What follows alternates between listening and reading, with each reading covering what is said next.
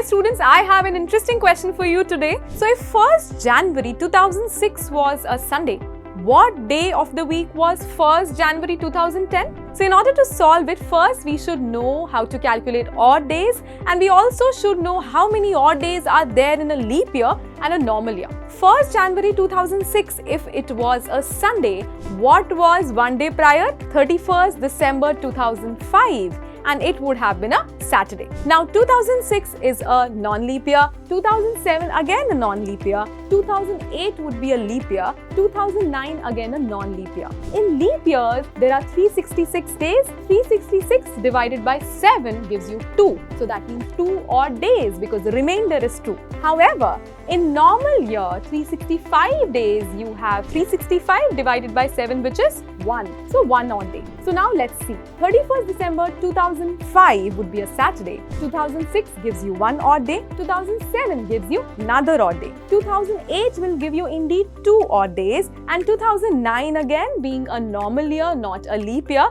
will give you 1 odd day. So how many total odd days? 5 odd days. Now let's calculate again. 2006, 2007, 2008, 2009, and this way we see that if you have to move ahead 5, so Saturday moving ahead 5, Sunday, Monday, Tuesday, Wednesday and Thursday. So this is the collection, Thursday. But what about Thursday? Which day of the calendar, or I mean which date of the calendar particularly? So 31st December 2009 be a Thursday. And what about the next day? So the next day is 1st January 2010, which is Friday. Yes! So you all got it right. How simple was this question, isn't it? So this is how you solve questions based on calendar.